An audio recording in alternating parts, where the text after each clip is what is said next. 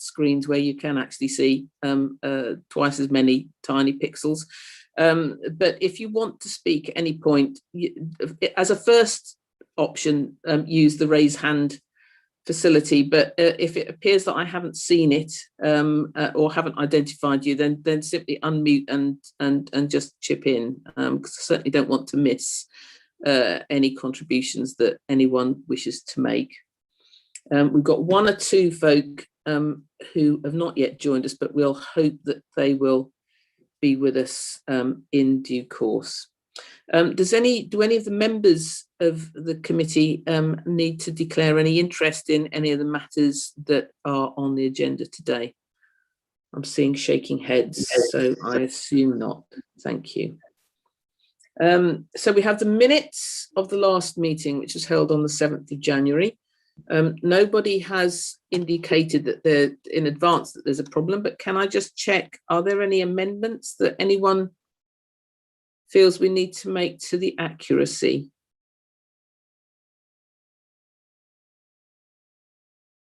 No. So are we happy that we agree those as a correct record of our proceedings? Thank you. There are no matters arising that we need to pick up where we said we were coming back to the committee on anything. So we will move on to our first substantive item, which is the risk management update. We've got Mark Kenyon and Harry Burton to speak to this. I'll call Mark first. Thank you, Chair. So you have in front of you a report which highlights the issues in terms of risk management from a Police and Crime Commissioner's Office perspective. Also, you have an appendix which details the sort of highest risks in which we regard in the office.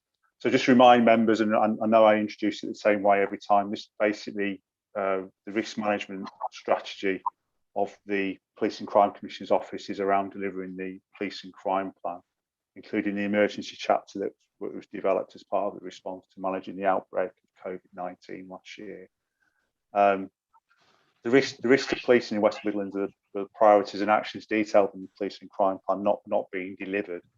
And to manage these risks, the PCC's office has a plan to monitor the actions against the objectives of the Police and Crime Plan. So the appendix includes the current risk register for the 12 highest risks based on the scoring, and the complete risk register itself includes 31 risks. So the document you have in front of you only includes the sort of 12 highest.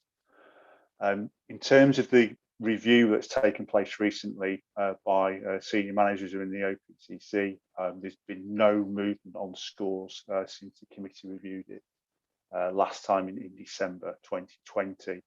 However, I'd just like to highlight a few areas that are detailed in the report.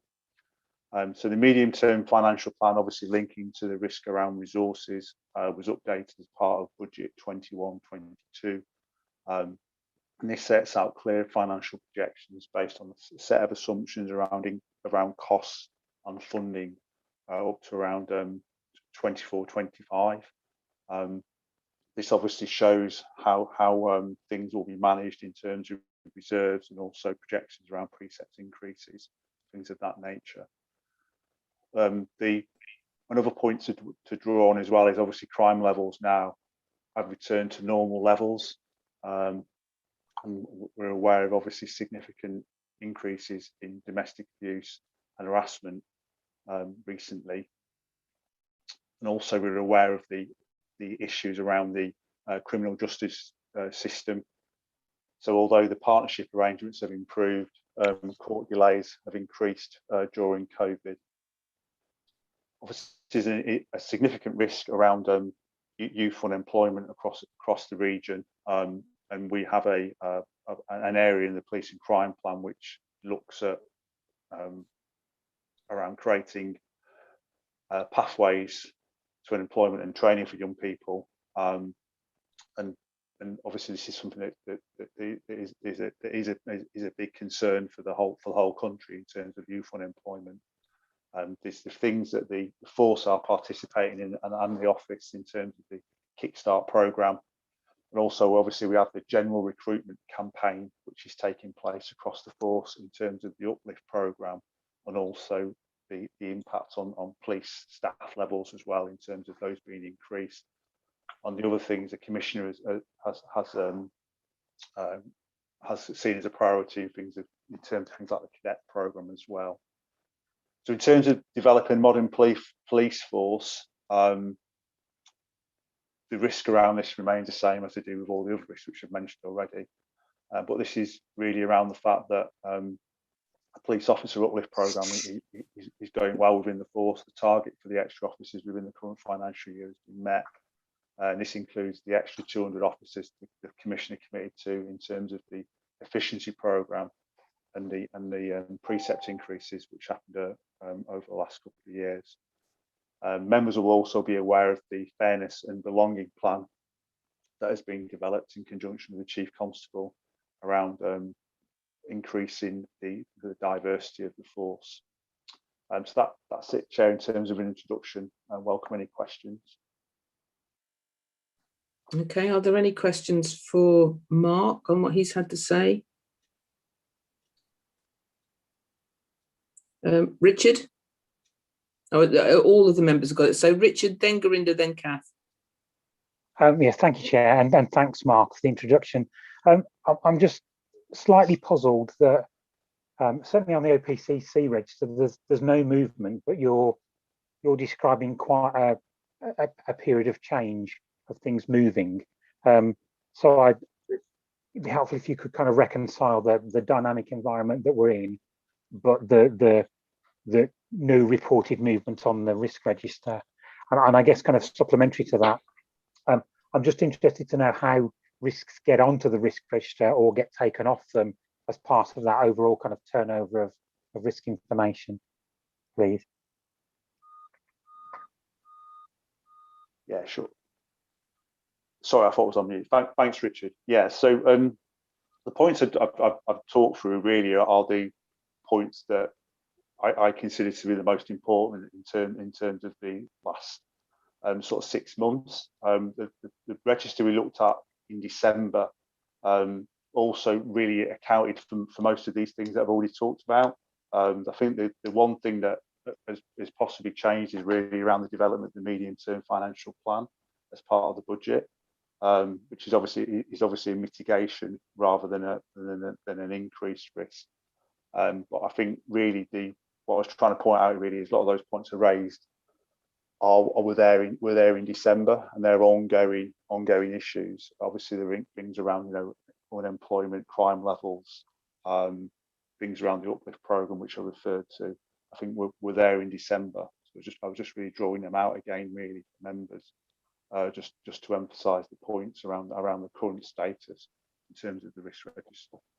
In terms of the things coming on and going off the risk register, that's really around the sort of issues that are actually arising during the year in terms of the implementation of the police and crime plan, things that are actually taking place in terms of things that are arising through the day-to-day operation of the office, the day-to-day operation of the force. Things go down as well as up. And I've just really emphasised the point. This is the top 12 risks, and there's the remaining 31 as well, which are actively managed, and there is a lot of movement between those lines, and we've got examples of things falling significantly over recent times where risks have been mitigated. Thank you.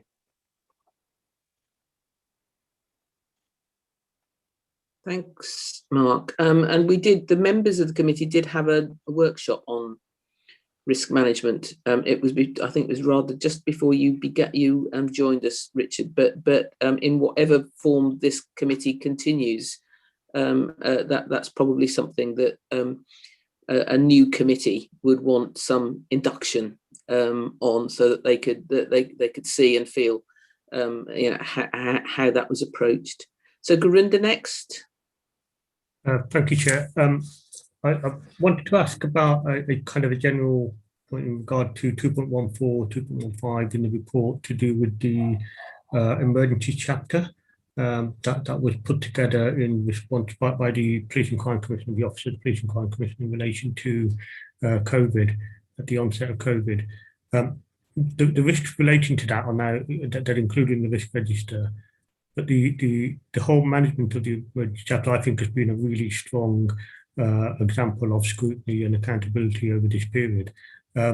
What's the intention going forward in relation to the emergency chapter, particularly in relation to, if it's almost becoming less of an emergency per se and more of a kind of business as usual?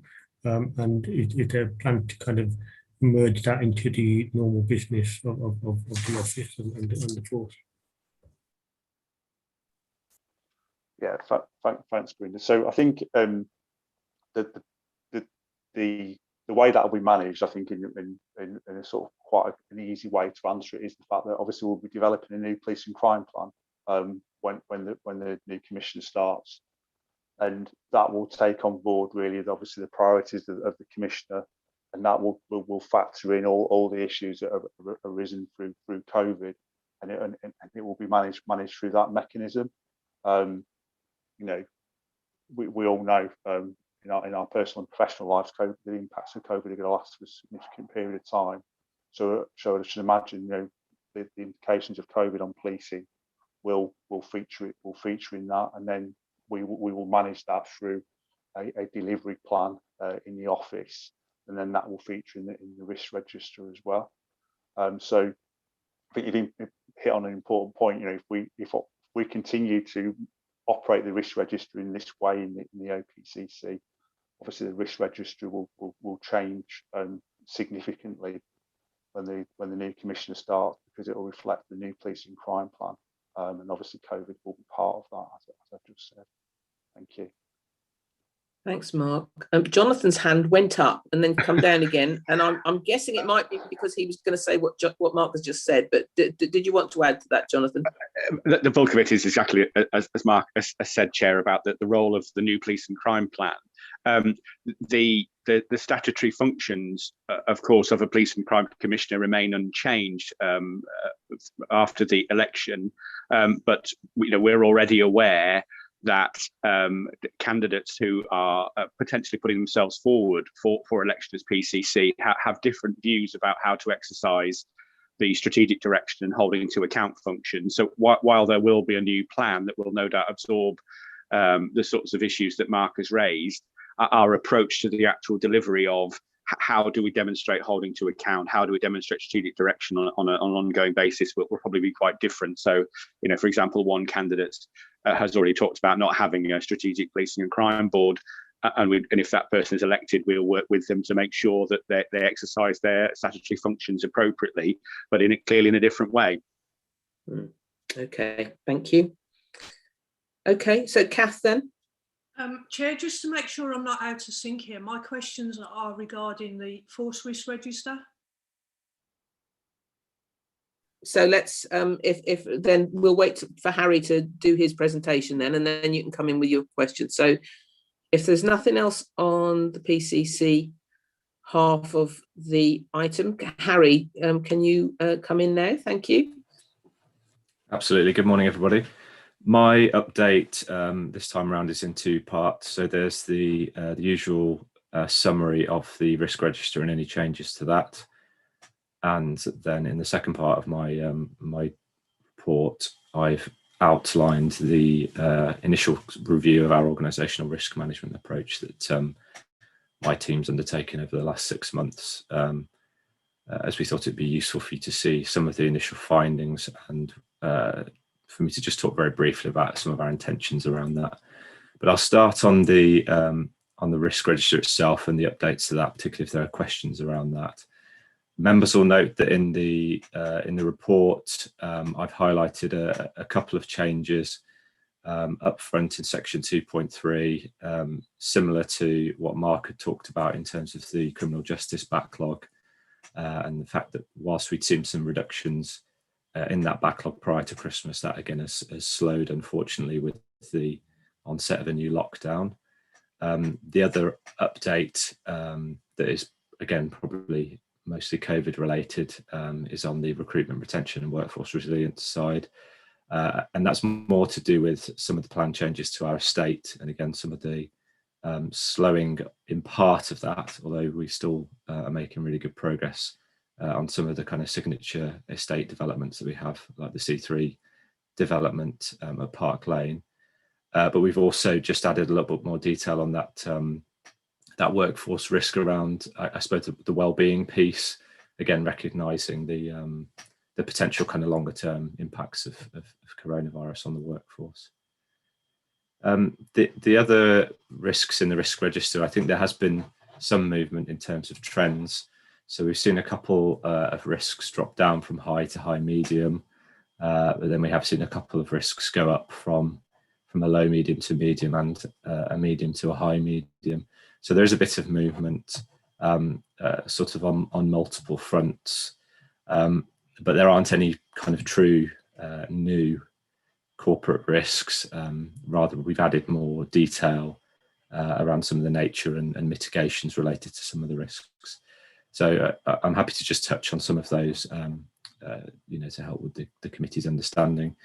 I guess the vulnerability risk remains what we see as our top risk in terms of that trending, continuing to trend at a high.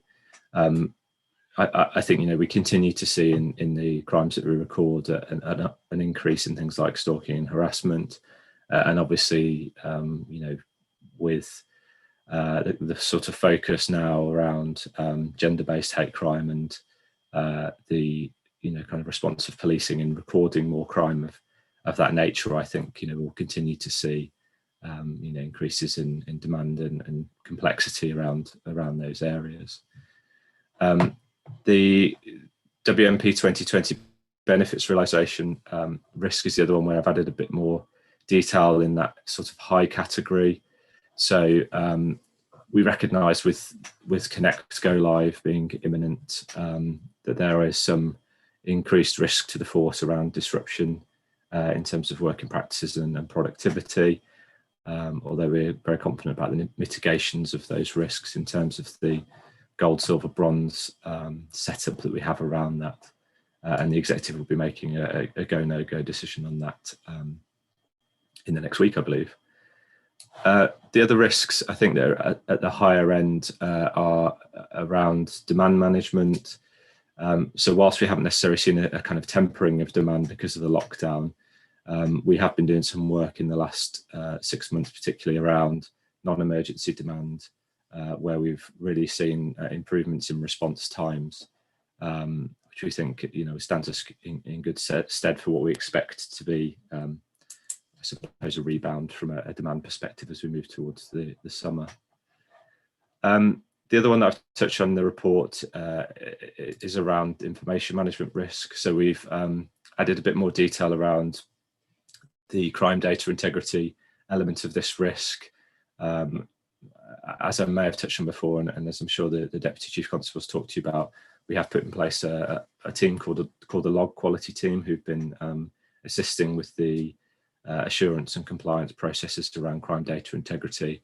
And we've really seen some very positive impact of that team in terms of the standards going into a very good, healthy position, which is very timely as we're in the middle of an inspection from HMIC on that area. And I think the other elements of that information management risk, we've just built out a little bit more around the Attorney General guidance on disclosure risk, which we discussed last time. And I've included a bit more, some information around another risk area around national file standards, which again is more from a crime perspective. So they're really probably the risks that I wanted to highlight that I've talked about any change around either in the risk register or the report. So I'll pause there in case there are any questions about those or any of the other risks in the register. Okay, so over to Kath for her question, and then Richard's got one as well. Thank you, Chair. I'm just going to refer to the three separate sections here. So number 40 refers to vulnerability and hidden crime. and within there it talks about domestic abuse. I think it would be more than helpful to include in that stalking and harassment, because there's been a massive increase in reporting around those areas. But when people talk about domestic abuse, although stalking and harassment is part and parcel of that coercion and control, stalking does not seem to have had the same level of focus and highlight as domestic abuse itself. So adding stalking and harassment into that area, I think, would bring some real focus and real understanding of what's actually happening there. And then if I move to number 20,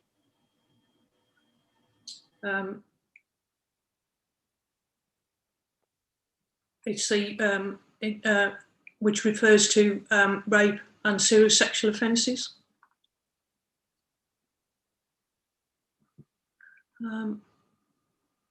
Just bear with me, I'm just looking for it here. Sorry, if we deal with 51, which is the criminal justice backlog. Within that, there's a description there of the victim retention strategy, but despite all of that, there is still a significant attrition rate for DA victims falling out of the system. Really, we could do with a better understanding of how that strategy is being applied and whether more needs to be done to minimise that attrition rate, because that goes across all the vulnerability cases that are at court. So more detail about how that is how that's been managed. And my final point is about rape and serious sexual offences, which sits in number 20, information management and record management, crime data integrity.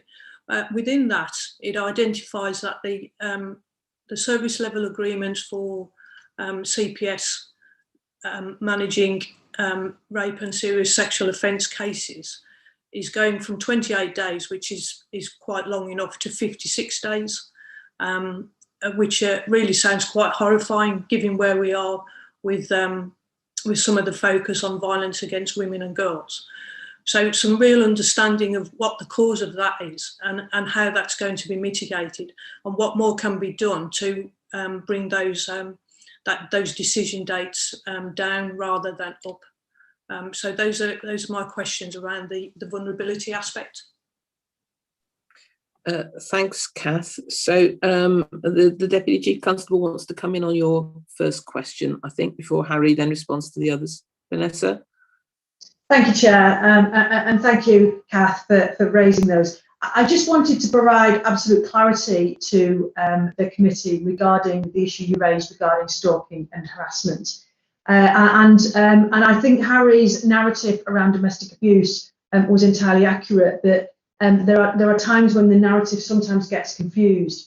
So in terms of the number of incidents that are coming in and being reported to West Midlands Police regarding domestic abuse and stalking and harassment, they are not increasing. We have not seen a significant increase in those reports. What we are seeing a significant increase, though, is the number of incidents that we are then turning into crime reports. So we, and I think it's really important to understand that distinction. So when you look at the numbers of crimes, they are increasing exponentially in terms of stalking and domestic abuse, but not the number of reports initially coming into us. And the reason for that is our understanding around domestic abuse and the crimes that we should be putting in, and an improved position. And Harry referenced the law quality team around the audit function that we have put around incidents such as domestic abuse, to make sure that we record accurately the right and relevant number of crimes. And we are therefore now recognising what we didn't recognise in the past, that there are many crimes of stalking and harassment associated with domestic abuse. Whereas previously we might have put in, for example, a Section 47 assault crime, we are now putting in a large number of crimes, so maybe 2 or 3 crimes associated with each incident, whereas before we were only putting 1 in. So we are it's absolutely right and proper that we recognise the significant problem that it is, but I just wanted to be crystal clear around the number of victims that are reporting to us at the moment. Thank you, that's helpful. So Harry, so Kath, you wanted to come back? Just a return question on that. If the case is that there's a better understanding of stalking and harassment and a clearer view of how that fits with DA, does that mean then there are incidents that have been filed which should have really been turned into crimes that are sat within the NFA filing system at the moment? So there's been a real focus on stalking and harassment, and I think, you know, if we were to look back over the last number of years, you know, we would recognise that a significantly higher number of crimes would have been put in, and this is, you know, crime data integrity and where we're trying to get to with a crime. What it doesn't mean is that a victim has not received the right safeguarding or the appropriate support, because they will have been, because a crime, for example, under Section 47 has been put in. But actually, you know, if that victim has been repeatedly contacted by an offender, for example, actually what we should have done is put an additional crime in of stalking and harassment, which is what we're doing now. But what I'm very confident of is that the initial safeguarding with that victim will have taken place because a crime, you know, has been recorded. And so we are, you know, doing a much better process for the victim now, because we are putting in the right number of crimes, but the support the victim will have had will remain the same. Thank you very much. Okay, so Harry. So on the other two points around the CJ backlog and around the Attorney General guidance, I'm very happy to provide more detail next time, both in terms of the effectiveness of the victim retention strategy, as well as some of the numbers around the backlog. Well, either next time or outside of this meeting, given what you said about the changes with some of the governance. Harry, yes, thank you. I think waiting until the next meeting is too long, so a conversation outside the meeting would be very helpful. I'll also take the question around the service level agreements regarding RASO and CPS through the criminal justice boards that are sitting, because to be honest with you, that's a really significant change. That's not helpful to victims at all, and I, you know, understand there's a backlog with the criminal justice system, but at some stage, you know, the priority needs to go to where people are most vulnerable, and absolutely rape and serious sexual offences is one of those areas. Thank you, Kath. And so actually, Harry, I think it's not either or, it's both. So if an immediate response can be made to Kath, who won't be at the next meeting, but to ensure that the committee has a record of what the answers were, can you also come back to the meeting in July with an update, please? Thank you. Yes, of course. Gurinder?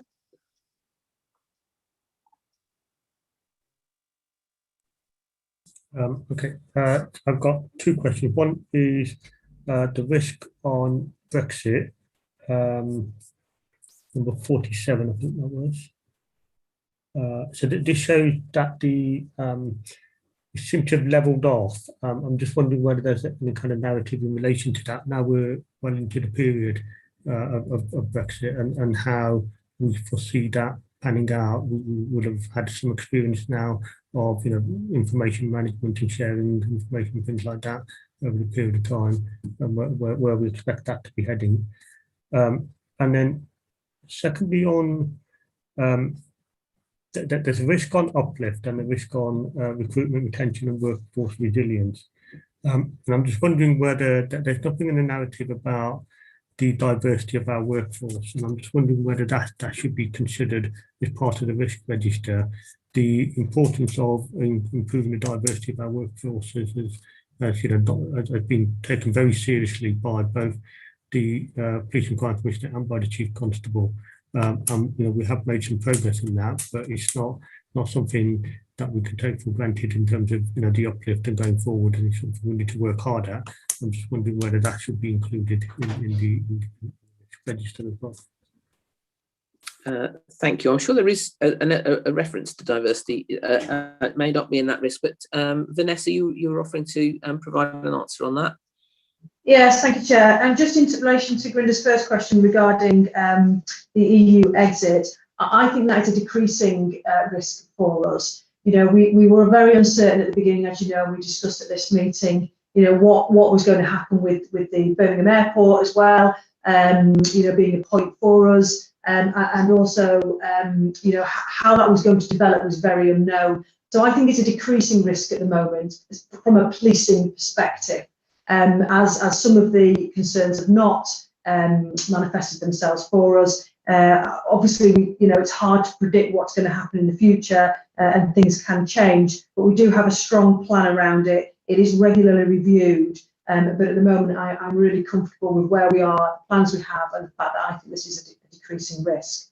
To answer the second question regarding the recruitment of the workforce, I agree, Chair. I think it is very much a strong focus of what we're doing, and whilst it doesn't explicitly say it here, recruiting that diverse workforce, we have dedicated work stream around our positive action in recruiting a diverse workforce. If it would be helpful, we can explicitly put it into here, but I'd just like to reassure the committee that it is very much what we're doing, it's very much what we're driving. There is regular reporting into the OPCC, and we regularly report into the PCC himself around our progress around this area, and it is a monitored area for us.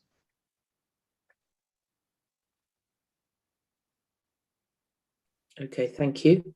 And are you happy with that, Gurinder? Did you want to come back? Just Harry pointed out in the chat that risk 26 is to do with the demographics and diversity and inclusion within the workforce. So I've missed that, but I think I take on board everything the DCC has said, and I've quite assured that in respect of both in terms, particularly in relation to the uplift, that this is something at the top of our agendas all the time. As it wasn't easy to spot, it might. Sorry, as it wasn't easy to spot, it might be that we can unpack that one a little bit more in the future updates. Okay. Richard. Thank you, Chair. Just a very general point from me, really. The covering paper that was jointly authored by Mark and Harry, on the fourth part of it, it does talk about the kind of results of a review that's been taken place, and it would just be helpful to understand what their joint or individual takes are on the design of the process in terms of how we collect risk.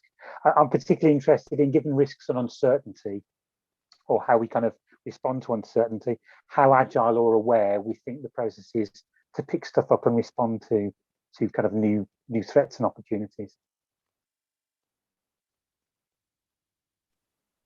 Thanks for that question, Richard. And actually, that's something I was going to do in closing, was to say to Harry, the committee were pleased to know that on your arrival you were planning to do a review, and a fresh pair of eyes is always a good opportunity to take a look at a process and ask how could it be improved? Is there anywhere that actually is not work? So we've got the report, which is helpful, but do you want to take a moment just to give us your feel for in terms of Richard's question, as to your impressions of the fragility or otherwise or the stability, should we say, of the process? Sure, thank you. So we conducted this review just prior to Christmas. It sort of finished up, and then we were reflecting on the findings and the recommendations in January, which is why it didn't quite make it onto the Joint Audit Committee report last time. We focused on 4 areas really, which are listed in the report, and that's sort of everything from the strategy and policy around risk management in the force, down to sort of how my team as a central assurance function operates and handles some of that risk information.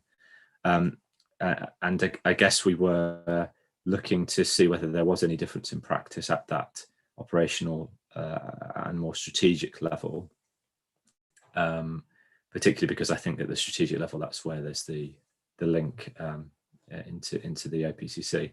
I know that Shamim, who was previously part of my team who conducted the review, spoke to a large number of stakeholders, and Shamim and I spoke to Mark as part of that process. I think in general, the findings of the review were that from a force perspective, we could do more on the strategic side in terms of thinking about how we articulate our appetite and attitude to risk. And that's something I think for my team to work with the executive and senior leadership on.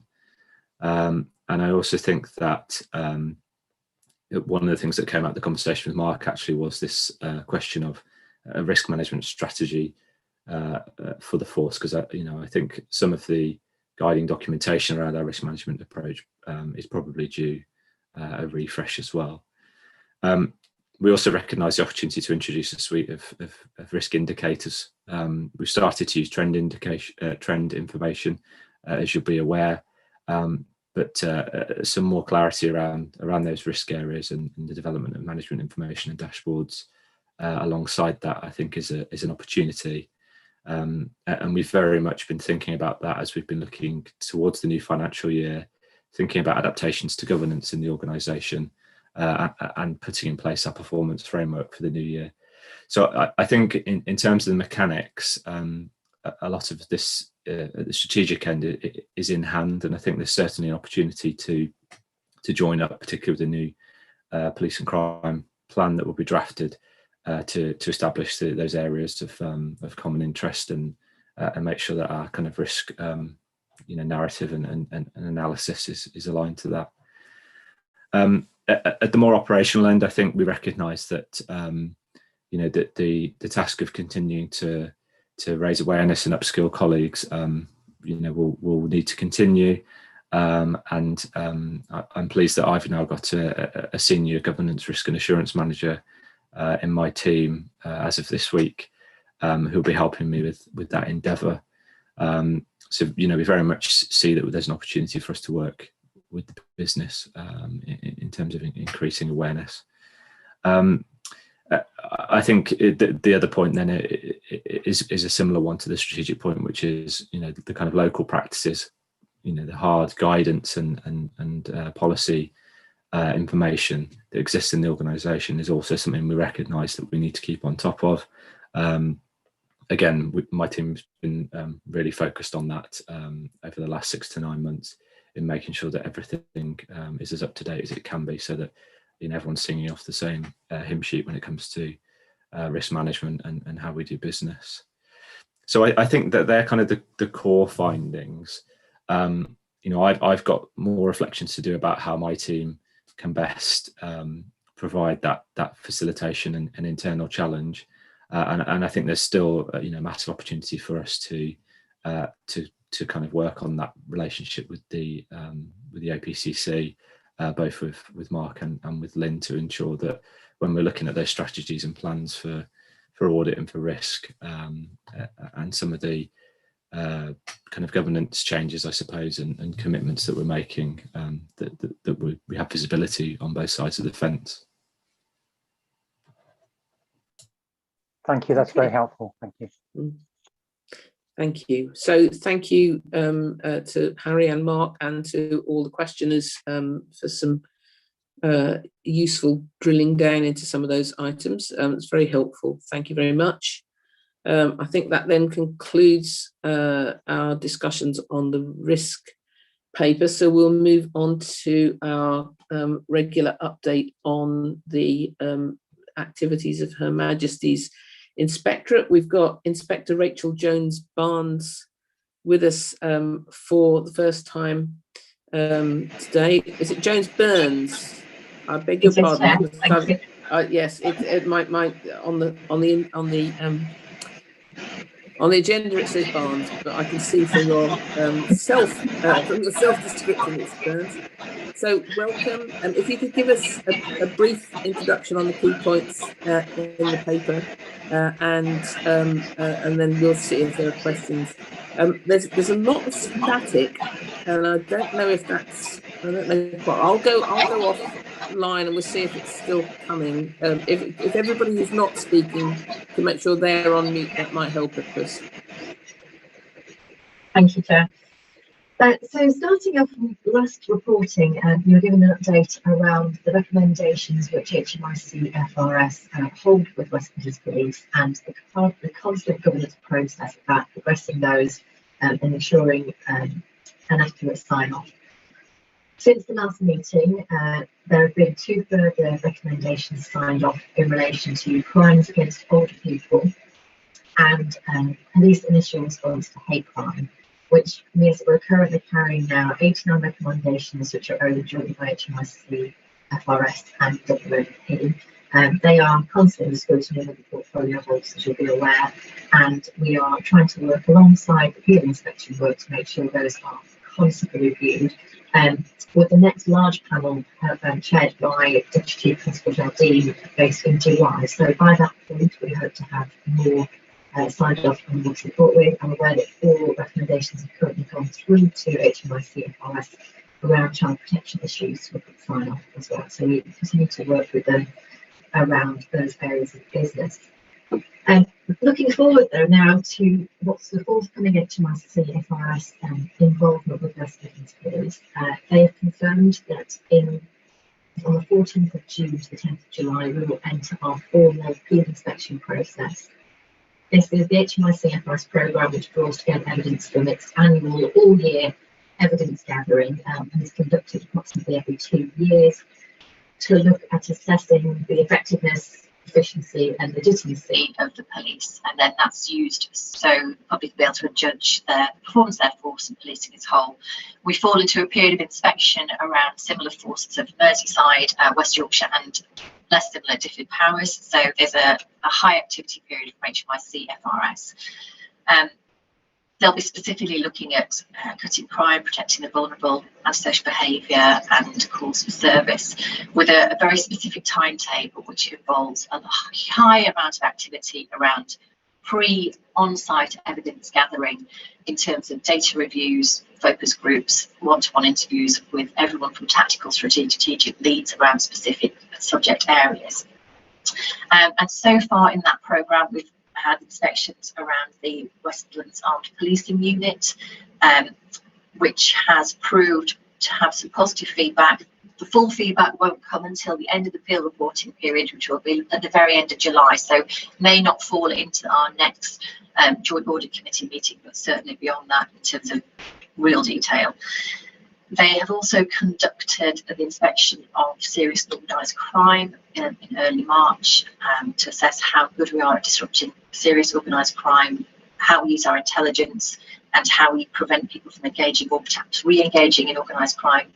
As yet, we've had no formal feedback around that to be able to share with you. And then the management of serious sexual offenders and violent offenders has also been conducted.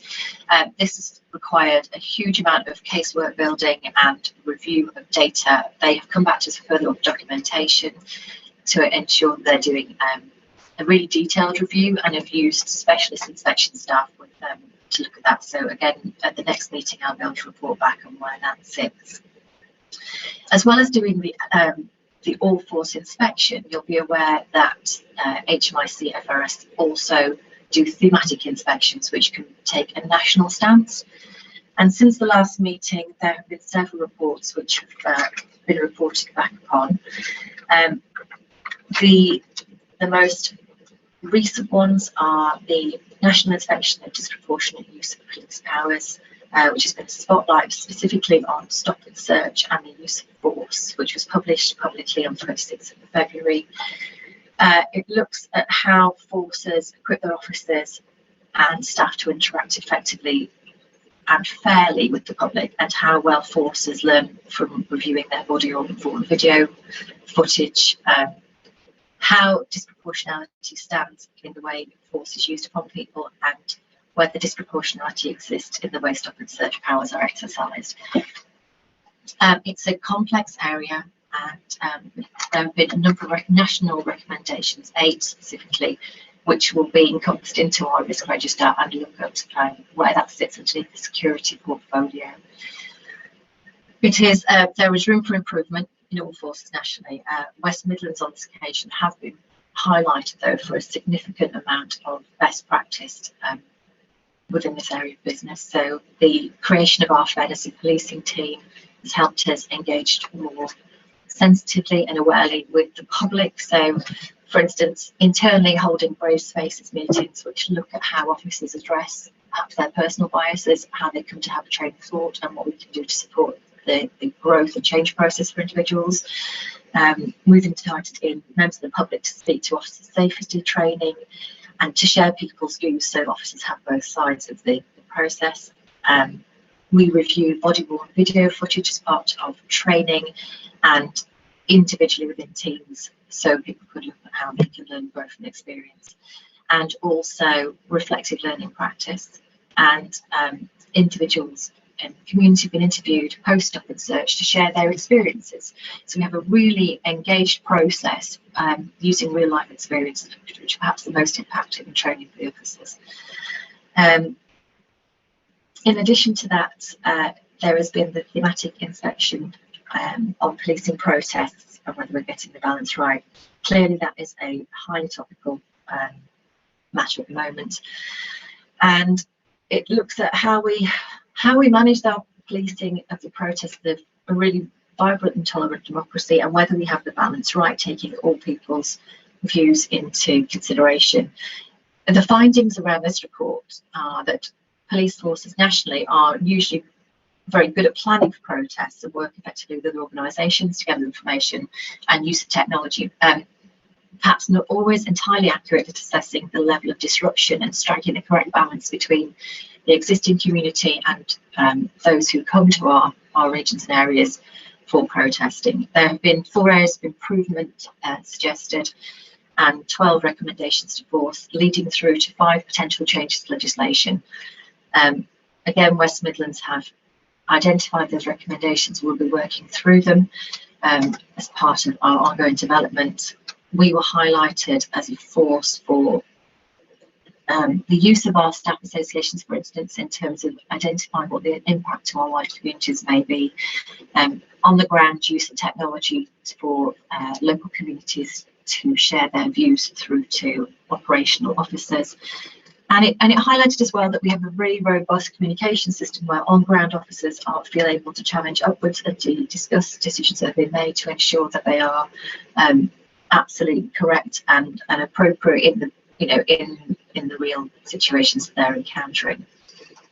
The next inspection that has come through has been the annual value for money dashboard, which looks at how much forces spend on different policing activities, how crime levels compare across forces, and as well as outcomes and workforce costs broken down by role, rank and gender, which the details are available on the website. It's a far-reaching inspection which is there for further review by individuals should they choose to.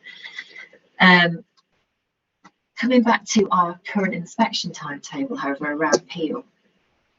Moving forward, as I said, our inspection team are already with us and will be now looking this week in particular at the victim service assessment, so how our victims are treated, first contact, right through to the outcomes. And we've been working very, very closely with departments in the force to prepare data and look at case reviews. It's all been remote, obviously, due to the COVID restrictions at the moment, but the log quality team and crime data integrity business area is under current scrutiny. So far, there's been positive feedback direct from the HMIC FRS inspection team, and we'll be pulling that to an end at the end of this week, although they have the right to request further information if they so wish over a long period of time. And then the rest of the Peel inspections that we are aware of are mental health, which starts on the 26th of April. this was going to be combined with the appeal assessment, but actually because it's held and hosted by the probation service, that's now going to sit as a separate inspection area within the appeal process.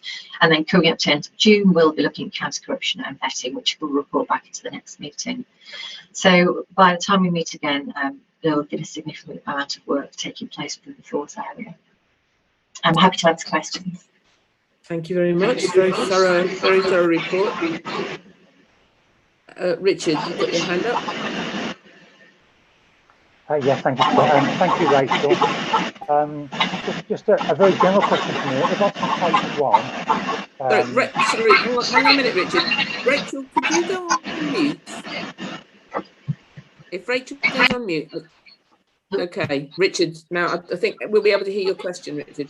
Thank you. And thanks for your report, Rachel. At the bottom of page 1, and you touched on it briefly, you talked about the remote nature of doing the inspections. And I just really like to get your thoughts on, has that impeded the quality or the scope of the work at all? And kind of thinking forward, are there any kind of lessons you would learn that you'd want to take forward of stuff you'd keep of doing stuff remotely? And whenever we get back to what approximates to normal.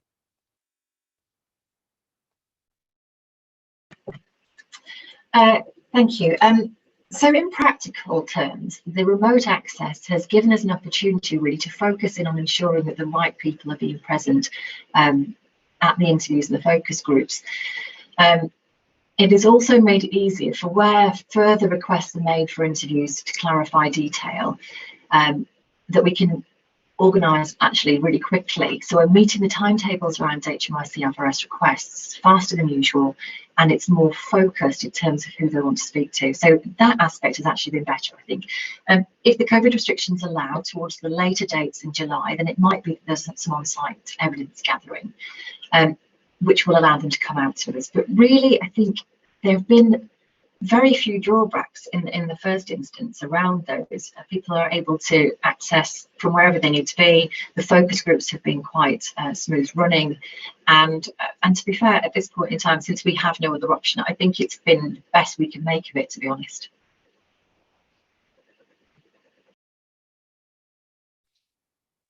Okay, thank you. And in some ways not surprising, but it takes having to do it to give us the confidence that to know that it can be done. Gurinder? Thank you. I just wanted to pick up on the second of the inspection reports published recently, the thematic inspection on policing protests. So this is an area which we both, I think, at the audit committee previously and at the board, we've asked questions on, particularly in relation to the review that was carried out by government. And West Midlands Police had responded to that review with the clear indication that the view of the West Midlands Police was that no further powers were required and that current powers were sufficient. This review is now recommending, one of the recommendations are to widen the powers of the police in relation to assembly, and we've seen some of the kind of narrative played across the media recently. There's also then recommendation in terms to facial recognition and various other things. What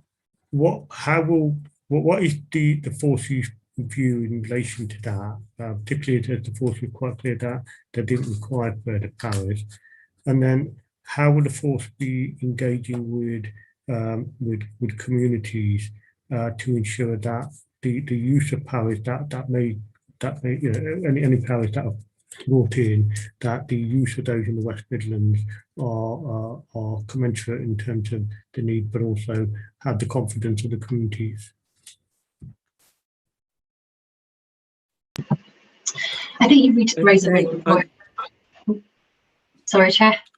Yeah, well, it's just that the deputy chief's got a hand up, so sorry, let's or if she volunteers to answer a question, then I think we should always take it. Vanessa. Yeah, thanks, Chair. I was just trying to help Rachel out there. Rachel's only been in post a very short period of time, and I think has done brilliantly to produce this report. But I think Karina's question is quite wide, and I think probably more appropriate that I take that if that's okay. Thank you. So I think the first thing I'd say around the report that was produced was, you know, that there was some real highlights of good practice for West Midlands Police in relation to the policing the process. And one of the things that was identified was the way our police liaison officers worked with communities in both the way that we engaged prior to the protest, but also during the protest as well. And that is something that we would seek to continue to go, you know, as we move forward. You know, the powers, we gave our views, and we'll see what develops. It's obviously very topical at the moment, and I think we don't have, maybe I'm tempting fate here now, but certainly we don't have the level of protests that other regions do gather. Certainly when I worked in Manchester, the protests there were far bigger in number and frequency than we have here. And therefore I think because ours are often smaller, we do have that opportunity to really engage quite directly and specifically with not only the people involved in the protests and arranging them, but also the community, the wider community that might be impacted. And we have a number of forums set up, and we obviously have a number of ways into different communities. So it's always a real priority for us is to look broadly and widely at the communities impacted by the protests, and to ensure, and we will continue to do that regardless of any new powers or powers that we currently have, and the way that we deal with our protests.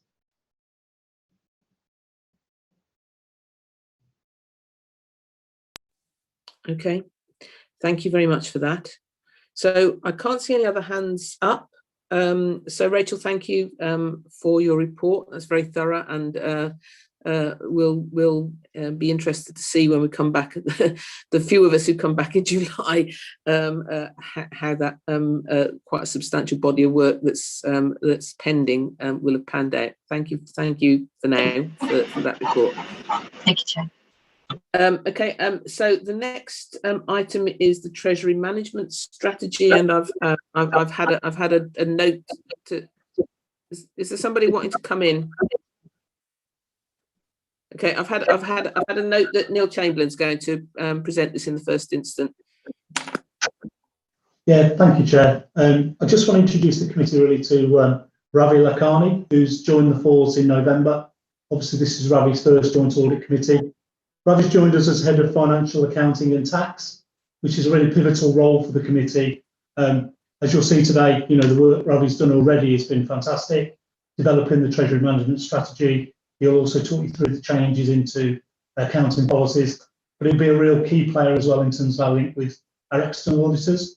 So I just wanted to sort of give Ravi a bit of an intro, really. He's had a really difficult time because he's obviously been joining the force during a time when he hasn't been able to get into the office. So it's nice to see you virtually again, Ravi, but obviously we'll hope to meet up and see face to face soon. So I'll hand over the next two items to Ravi. Thanks, you, Chair. Neil, and my welcome to Ravi. We've got quite a phalanx of new faces today, but you're very welcome. And I think you're presenting the next two reports. So, but Treasury Management first. Thanks, Ravi. Yeah, thanks for the introduction, Neil, and thanks, Chair. I'm pleased to present the Treasury Management Strategy for 21-22. I don't intend to kind of read through it in detail because you've all seen the report, but I will kind of try and bring out the main points that are worth noting, and also some of the main changes from last year. So as a bit of an introduction, just to state that the Commissioner follows the Code of Practice for Treasury Management produced by the Chartered Institute of Public Finance and Accountancy. So really that's the statutory document by which we abide to, in which we formulate the strategy. So moving, and that's really the kind of first two pages of the report, just expressing how we meet that. Moving on to the main body of the report, section 3 looks at debt management activity in 2021, so backwards looking. So current borrowing at 31st of March 21 is expected to be 94.5 million. That is a reduction from 97.3 million in the previous financial year. That's the result of a loan maturing worth £2.8 million in 2021. Just to say as well, the average rate of interest payable on those loans is 3.29%, and that's down from 3.32% in the previous financial year. So that's a backward-looking review of the borrowing that we've got. And then looking at almost the opposite side of things, the investments that we've done in 2020-21. As a bit of a recap, just to mention, any surplus funds we have on a daily basis, we invest on a daily and a monthly basis to ensure that we get a good return on our money. However, always bearing in mind that security of funds and liquidity is our primary objective. So the interest earned on our investments for 2021 is expected to be 0.25%. This is compared to the LIBOR rate of 0.04%.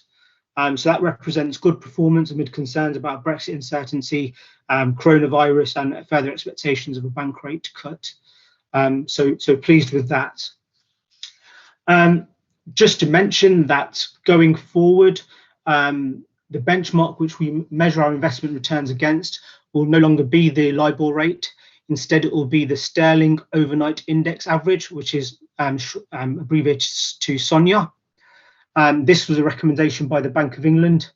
There's some differences between the two rates, and I won't get into too much detail on those differences, but effectively it's LIBOR is forward-looking, whereas SONIA is based on past transactions and is based on risk-free elements. So in effect, it will be easier to beat the benchmark, but given the well-known problems with LIBOR over the past 5 or 6 years, the Bank of England have recommended SONIA as a benchmark. In terms of the investments we've actually got placed, there's more detail in Appendix D, and I will come on to that a bit later on, but I'll just kind of go over it in this section of the report. Approximately 70% of our investments are with local authorities, 25% with British banks and building societies, and a small amount with the CCLA Property Investment Fund. The PCC's bankers are currently NatWest. The limit of money that we can have with NatWest is 60 million, and the proposal is to increase that to 65 million. The reasons for this is twofold. One is that it just gives us flexibility.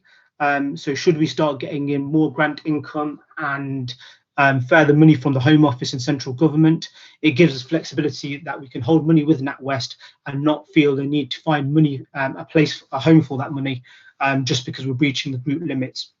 During this financial year, we ran very close to breaching that limit, so just to give us that flexibility, really. Excuse me. And secondly, the other reason for increasing the limit is there is a level of assurance and to be had with increasing the limit with NatWest, given that NatWest is supported by the government and is part owned by the government. So there is a level of assurance there. Similarly, all local authorities have been included on the counterparty list for investments. And again, I will go into that in a bit more detail later on.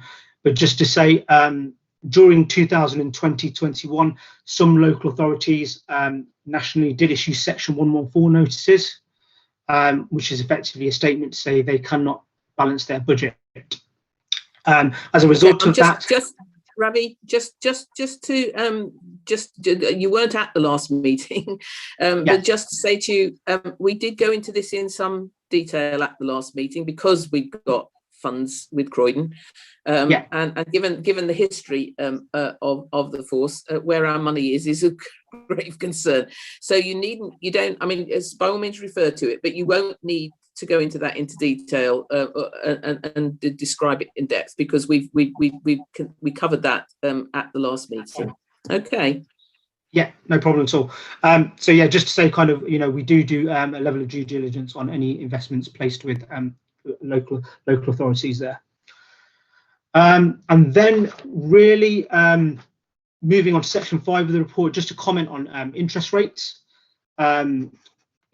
on the 19th of March 2020, the Bank of England reduced the base rate to 0.1%, that's 0.1%, in response to government policy regarding the coronavirus outbreak. And the forecast is that this is unlikely to rise above 0.1% for a considerable period of time. The reason why that's important is because the Bank of England base rate underpins investment returns that we get. And therefore, it is very unlikely for the next financial year that we will get investment returns above 0.2%, because the Bank of England base rate is forecast to be so low. And again, when I go into the appendix, I'll touch on the Bank of England base rate and bank rates in a bit more detail. I'm now just going to move into the appendices, which go into some of this in a bit more detail. So moving on to Appendix A, which is the Treasury Policy Statement, really that just says what Treasury Management activity is and how we go about implementing the Treasury Management strategy. So really Treasury Management activity, I'm sure all the committee members are aware, is really the management of our cash flows. In simple terms, that's effectively what it is. Moving on to Appendix B, which is the main meat, if you like, of the report, the Treasury Strategy Statement. I could draw your attention to Section 2, which is our current portfolio position. Our Treasury investments equate 61.8 million as at the 1st of April. Our borrowing is 93.8 million, which effectively puts us in a net Treasury borrowing position of 32 million. As I mentioned earlier, the average debt on that, the average rate of interest on that debt is 3.29%. Section 3 of the report focuses on prudential indicators. So the prudential indicators are set out by CIPFA, the Chartered Institute of Public Finance and Accountancy, and we have to demonstrate how we meet them. And the idea of the prudential indicators is really to ensure that capital plans are affordable, prudent and sustainable. So I'm just going to run through them very briefly. The external debt prudential indicator, the authorised limit for external debt is 130 million in 23-24. So that is the absolute limit by which we cannot breach our external borrowing. And the operational boundary is the boundary within which we should operate day-to-day liquidity requirements. So temporary breaches of that will not be seen as significant. And we don't foresee as breaching that authorised limit during this lifespan.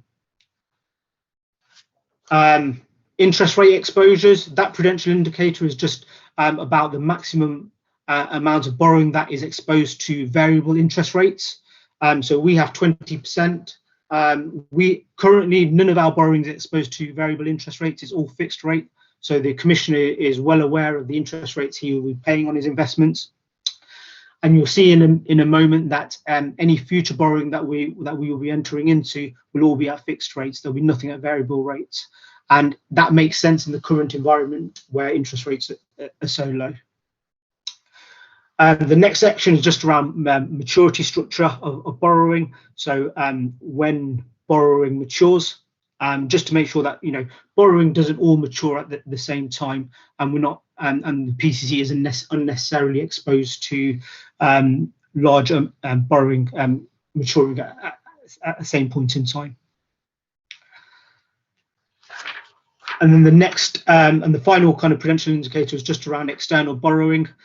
So just to state that the PCC is expecting to borrow 20 million in the financial year 2021-22 and a further 10 million in the financial year 22-23. This is to fund the estate strategy.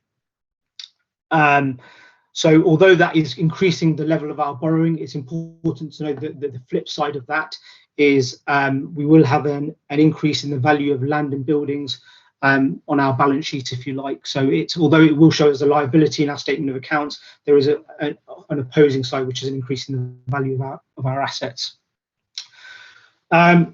Just going to move on to the prospects for interest rates in section 4. So I mentioned earlier the reason why the Bank of England interest rate is so important to us. and at the Monetary Policy Committee meeting in February, I recognise since that time there's been a Monetary Policy Committee meeting in March, but just touching on the February Monetary Policy Committee minutes, the Bank of England were informed by institutions. There's been some commentators that suggested that there could be negative interest rates. The Bank of England were informed that institutions were not prepared for the implementation of negative interest rates. The Bank of England then stated that institutions should prepare for the implementation of negative interest rates. That is not to say, however, that it's a tool they're planning to use in the near future, but it is a tool that they could use. So just to be aware that it could be used at some point in the future, but there is no suggestion that they will be using it at this time. In terms of long-term interest rates, there's a table there that just illustrates what I've already mentioned. Bank of England base rate is not expected to exceed 0.1% for the foreseeable future. And the PWLB, which is the Public Works Loan Board, interest rate dropped by 100 basis points, which is 1%, in November 2020 in response to a consultation. So borrowing for the public sector really is as cheap as it's ever been and is ever likely to be. Moving on to the annual investment strategy in section 5, just to say, kind of just as a point of clarity before I go into that, the borrowing of monies purely to invest or on lend to make a return is unlawful, and so the Commissioner will not engage in such activity. So effectively what I'm saying is we will not borrow just to invest money. It's not within our remit to do so. In terms of institutions that we invest with, we will only invest with institutions that are rated that have a high credit rating. So outside of that, we'll only invest with the UK government, and that includes the Debt Management Office and local authorities, which we've already touched upon. But then in terms of commercial institutions, we will only invest with organisations that have a high credit rating. So that will be UK banks and building societies that have a short-term credit rating from the credit rating agency Fitch of F1 or higher.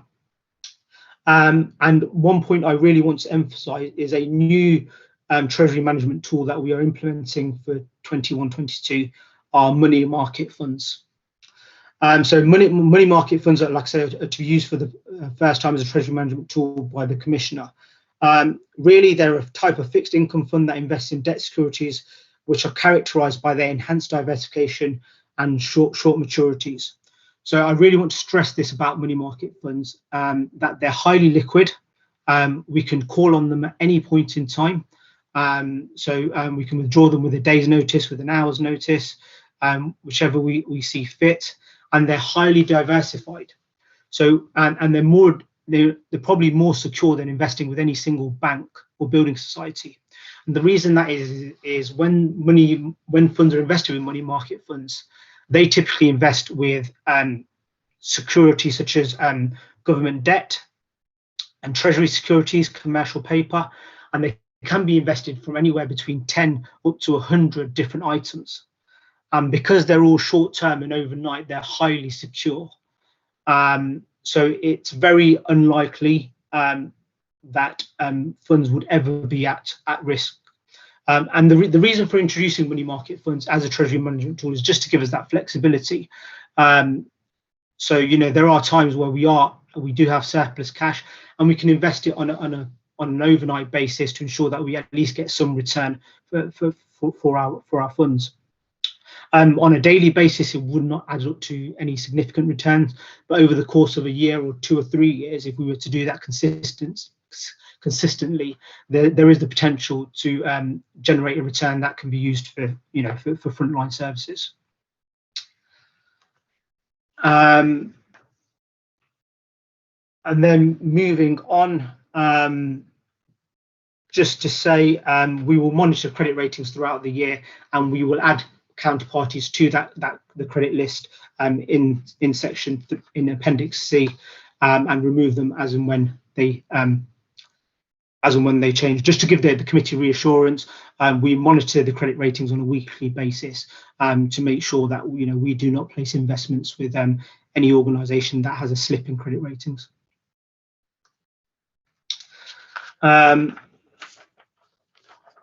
Moving on to section 6, capital borrowing requirement and strategy. Just to mention the point I raised earlier in 6.2, interest rates on borrowing is currently at the lowest rate it's ever been. When we need to borrow for the straight strategy, borrowing on a 10-year rate is cheaper than borrowing clearly on a long-term rate. So we will look at, in the past we've borrowed for longer periods of time than shorter periods of time. So we will look at what is the most cost-effective way of borrowing on the most cost-effective time period, if you like.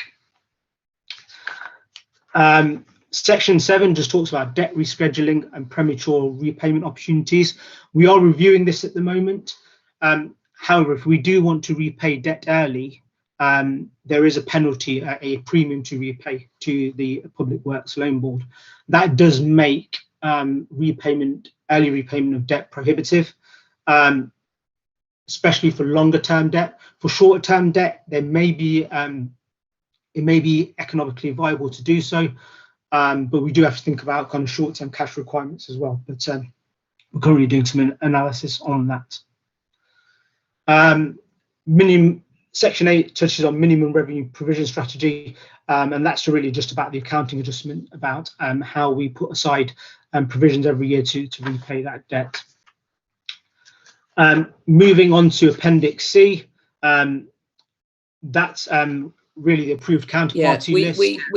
We saw that last time, Ravi, so you don't need to explain that further. We do look at this regularly, so I think you can take it that we're very familiar with the issue of counterparties and who is and isn't on that list. So thank you for a very full coverage of the paper. When you see something regularly, it's useful to have someone come in new and explain it in their terms, because sometimes you pick up something that you've forgotten or that wasn't quite clear before. The one thing that I would come back on with a question is just in terms of the interest rates. Is there any particular risk to us and to our financial situation if we were to see a negative rate come in? I haven't quite got my head around what the implications might be. So is there a risk there that we should be concerned about? I would say that the financial risk is very, very low, because the risk we're getting on our investments at the moment is clearly very low anyway. So the risk would be then that it's costing us to hold money with institutions. So that would be a risk. How far negative rates would go, I'm not sure. I don't think they would go too far. And if that was to happen, I think we would have to kind of think about our cash flow and where we put out our money. I suspect local authorities would always be paying positive rates. And this is where we could have that flexibility if we were to use money market funds, where we're using the best tool really for our money and the most cost-effective tool for our money. So if NatWest, for example, said we will put a negative 0.5% interest rate on you, and money market funds were saying it's negative 0.25%, we could put it with money market funds and make sure we're not getting penalised, if you like. Okay, thank you. Gurinder, you've got a question? Thank you. Yeah, a couple of questions. Yeah, thank you for that really comprehensive report. There's quite a lot in there. So a couple of questions on 3.4, the external debt. There's a table there. Just under the table, it says the Commissioner's actual turnover external debt as at 31st of March is currently expected to be 94.5, excluding transferred debt managed by Dudley MBC. What is that referring to? Okay, so the transferred debt by Dudley by Dudley Metropolitan Council, and Mark may need to assist me a bit, but I can kind of give him a kind of a bit of an overview. And this was debt that was transferred as part of kind of local government reorganisation many years ago. I'm not quite sure of the kind of time scale that the debt's been in place since. So this is debt that exists from that period in time. If you wish, I can bring back further detail to a further committee, but that's what it relates to. Okay, Sorry, can I just add as well? Sorry, Ravi, that's correct. It's related to a former West Midlands County debt, so it's very old debt, which Dudley manages on behalf of the West Midlands organisations. Okay. Okay, so part of the reason I ask is because later on in section 3, you talked about the borrowing going forward, and it looks to me that we're coming very close to the limit that we're allowed to borrow against. And then would that have any impact in terms of that debt? No, in terms of the prudential indicator, we don't have to, and we're not required to by SITFA to include any transferred debt in that position, because it relates to kind of very historic borrowing, if you like. Okay. Okay. So it shouldn't impact that, no. Okay. And then section 5.7, interested to hear about the money market funds. Yeah. And your analysis there. And I suppose my question is so these obviously have to be deposited with a fund manager of some kind. And then what kind of due diligence are you doing around those fund managers? Okay, so we haven't appointed any fund managers as of yet. We will need to go through possibly a short procurement exercise to get that done, to ensure that it's a fair and open competition. However, there's an existing framework we can call upon, and we'll probably utilize that. And we will go through the due diligence in that sense there. Typically, the kind of organisations that deal with these funds are your kind of traditional kind of big banking players. So Santander, Nationwide, people like that. So it'd only ever be with a kind of a huge financial institution, if you like. But we still have to go through that that process of appointing a broker for us, if you like. Okay. Thank you. Okay, thank you. I don't believe there are any other questions. So thank you very much, Ravi, for that. It was very thorough. Now, given the time, it's coming up to 5 to 11. I'm going to suggest we take a comfort break now and come back, please, in 15 minutes. So return at 11:10. Thank you.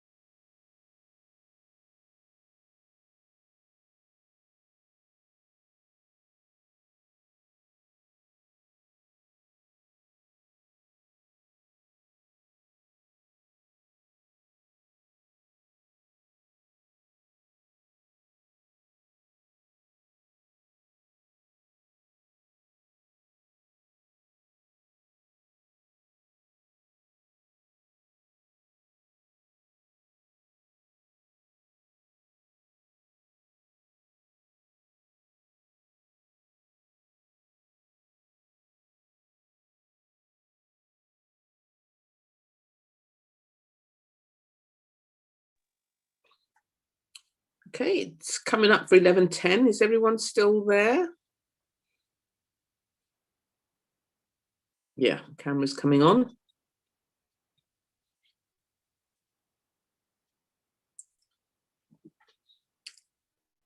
Good. So if we can resume, we were at item 8. Item 8 is accounting policies. So we look at these annually. As far as I can see from the report, there's very little change this year. Certainly looking through the actual policies, the only thing I could see changing in most of them was the year as the day. So Ravi, if you could introduce it, if you could just talk us through if there are any changes. Otherwise we're of course familiar with the policies as we had them last year. Thank you. Thank you, Chair. Yeah, so I'm not going to go through any of the small changes or any of the changes that have a very immaterial impact. The two things I think it's worth probably drawing to the attention of the committee very briefly is one is there was a new accounting policy on leases due to be implemented on the 1st of April. But due to the coronavirus impact and the impact on finance teams up and down the country, CIPFA delayed the implementation until 1st of April 2022-23. And that's really about bringing leases onto our balance sheet so you recognise the full value of your liability. We've done an initial assessment and we don't believe it will impact the PCC too much because we have a very low value of leased assets. So in any case, the impact for us as an organisation will be small. And just the second thing I just wanted to draw the attention of the committee to was around the material value uncertainty statement. So on our property and buildings last year, the valuer put a material uncertainty statement, which is just to say, because of the impact of the coronavirus epidemic, property values are uncertain, and it's difficult to put a high degree of reliance on their valuations. I would say it's highly probable that we've not had the values report for this year yet, but when we do, I think it's highly probable that we will get the same thing. But just to I think reassure the committee in some sense is that this isn't unique to the PCC, to WMP. It was across the public sector and across the country and private sectors as well. So, but that's the only kind of real significant point I think is worth drawing out. I think. Thank you, Ravi. If you'd served me with me longer, you'd know that every year I have a little rant about valuations of operational properties and the rigmarole we go through. But I won't repeat it here and now. Are there any questions on the policies? Given there's little change, I'm not surprised to see people shaking their heads. So thank you very much for that.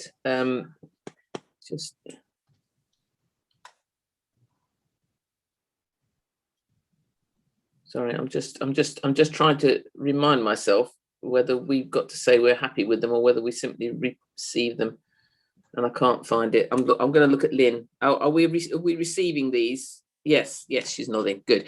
Thanks very much for that. So thank you, Ravi. Thanks, Chair. And now we are going to turn to Lynn for the update on internal audit activity. Thank you. Thank you, Chair.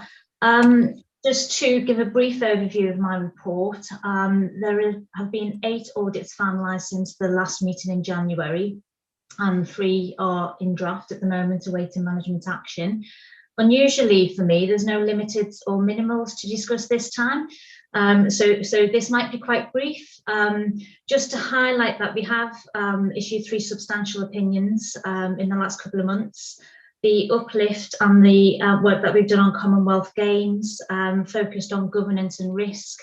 And for both of those audits, they were very well controlled, really robust arrangements in place, and we didn't feel the need to make any recommendations. And similarly with the covert funds, and the financial management arrangements around that were really robust too.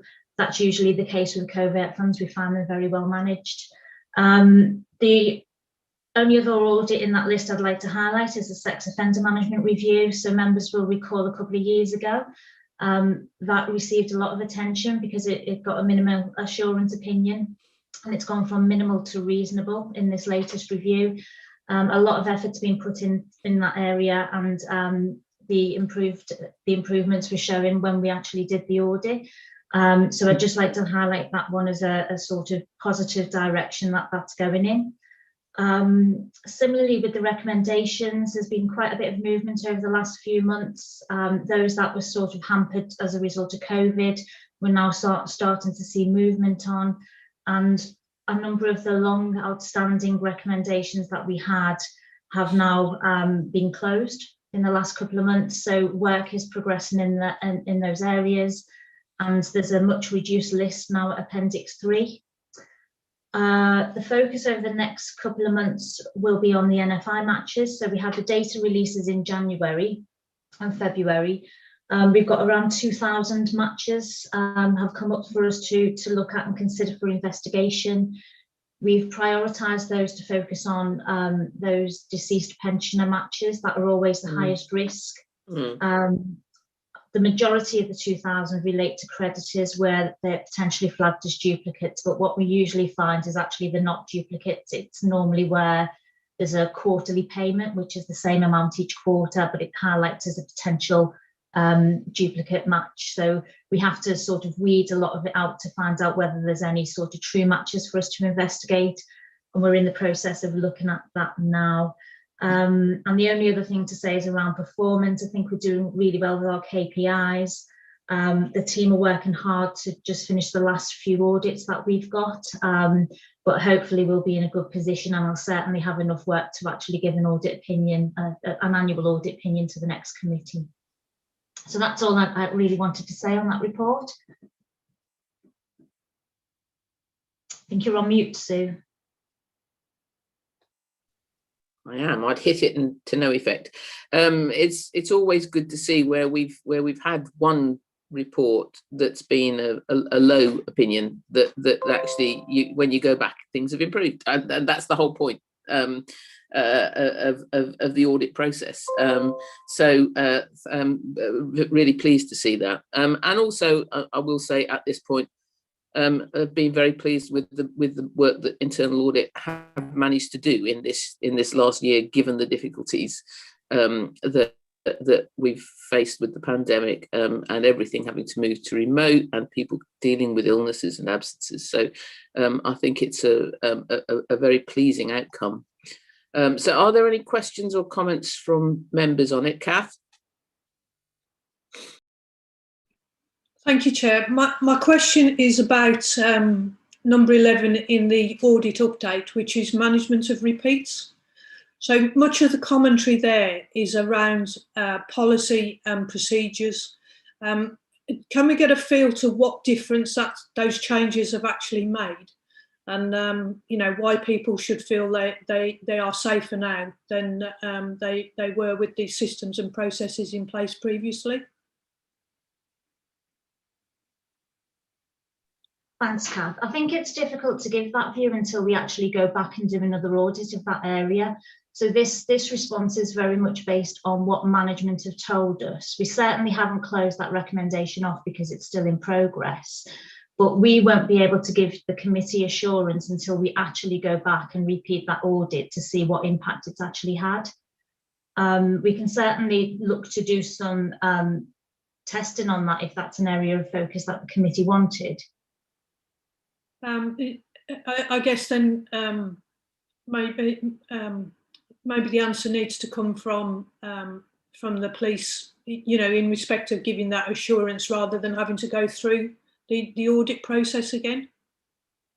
Yeah, I mean, we can certainly go back and ask for what impact it's had. This list isn't just intended for management to give us some assurance that they've addressed the recommendation, but we can go back and ask what impact has that actually had on that particular area. So if I look into that for you and report back to you offline, is that okay, Kath? No, that would be great, Lynn. It's more about understanding what the difference it has made, as opposed to, you know, having to reset the review and go through all that process. Thank you. That's fine. Thank you. Gurinder? Just on that one, and also IT strategy, on the table on page 9, both of those audits were carried out in 2019-20, and both are still flagged as red. Both seem to indicate that all the recommendations in respect to those are still not implemented. Is that still the case? Yes, sorry, Galinda. Yeah, on the management of repeat, what this table has actually shown is that we've undertaken a follow-up. There was 4 recommendations originally made, and we're reporting 4 as still outstanding. So we flag it as a potential red risk area for us in terms of we need to continue doing follow-ups until it's shown some progress. So the management of repeat is due for a follow-up now in March 21. Similarly with the IT strategy, we did have an update on that, and progress was delayed as a result of COVID and the new force strategy around This Works Matters. So Helen Davis, who's the Assistant Director of IT, was hoping to have that strategy in place for the 1st of April, subject to approval by Force Exec team. So there is a meeting of the Strategic Information Management Board in the next couple of weeks, which I attend and Helen attends, where we'll hopefully get an update on that particular audit, the recommendations from that particular audit to close that off. But really the red indicators is just where there's been minimal progress for us to close the actions. And Chair, on that table 24, 25 and 26 all refer to missing persons. And this is something which has exercised this committee and also the board previously as well.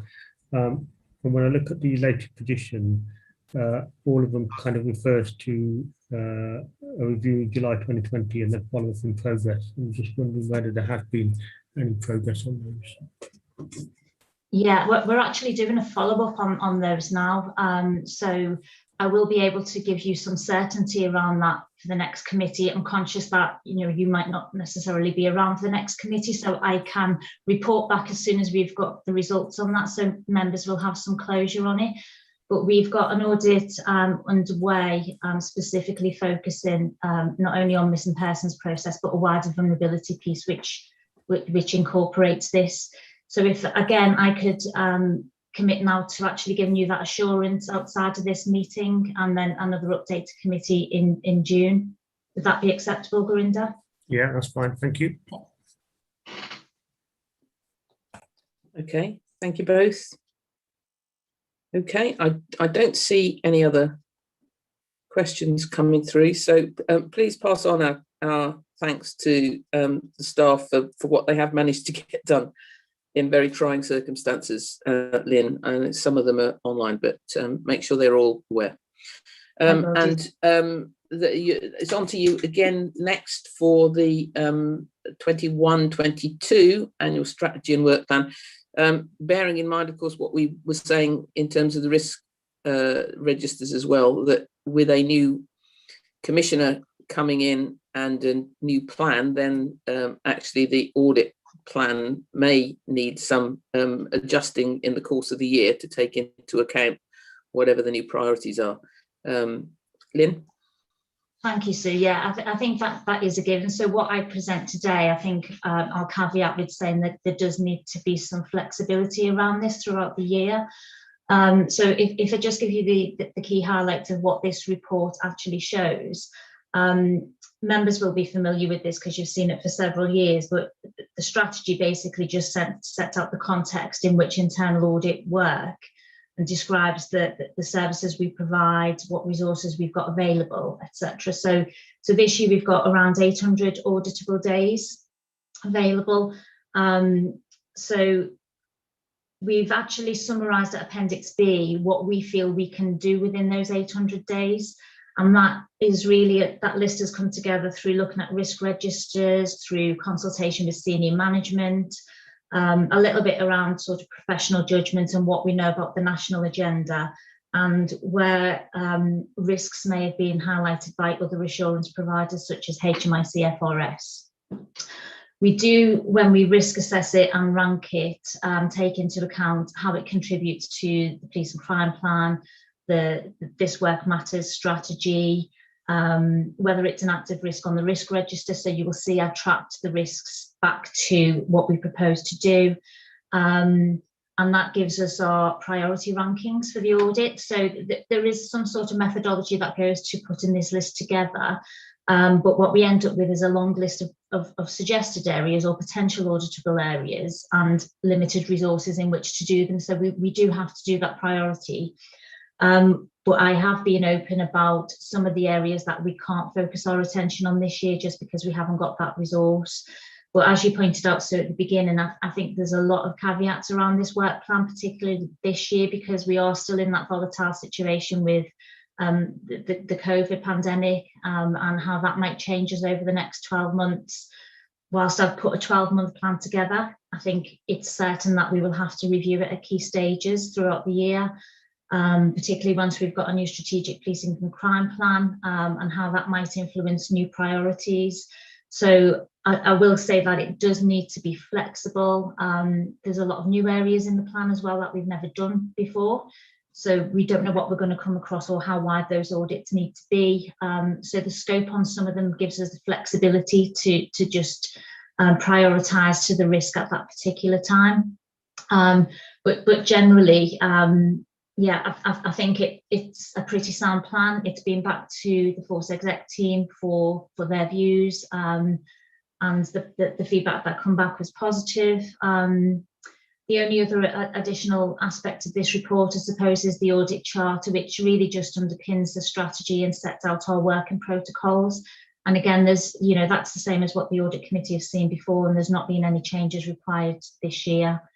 But that big caveat that we do have to have some flexibility, I think. Thank you. Thanks very much.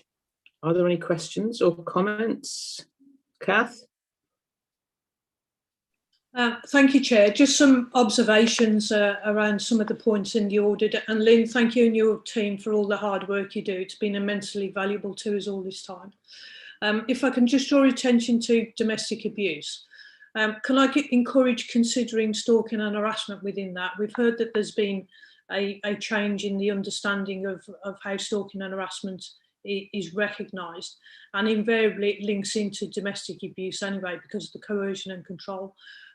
So can I encourage that stalking and harassment is included within that overall view of domestic abuse? If you just bear with me while I scroll through here.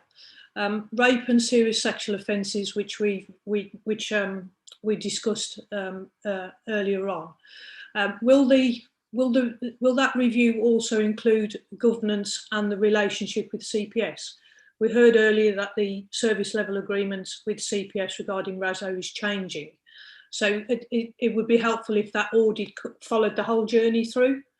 So at least we can see where some of the barriers and blockages either exist or have been dealt with. Yeah, thanks, Kath, for those comments. I think on both of those points, I had noted them down earlier when we had the risk register item.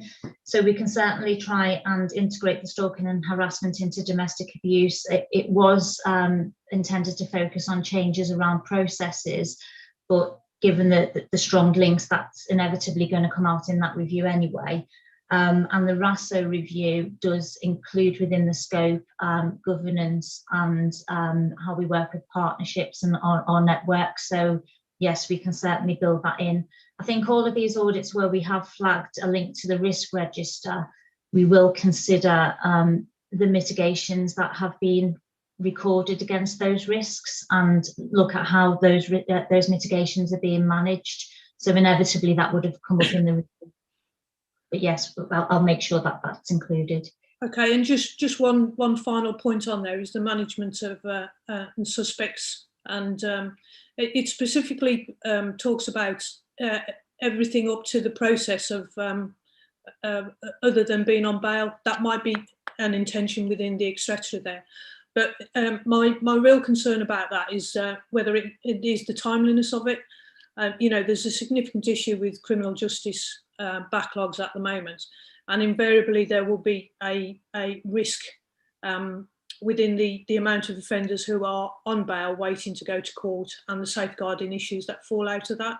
That's a real and current threat, and whether that particular audit could be a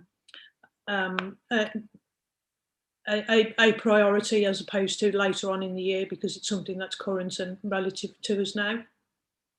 Yes, certainly that's fine. It's not being flagged as a review for later in the year, so we can certainly integrate that. I think just to reiterate that the scope of all of these reviews will be subject to discussion with the ACCs as well at the beginning, just to find out what the current risks are and concerns are, but we can certainly take those comments on board and build that into those discussions. So thanks for those, Kath.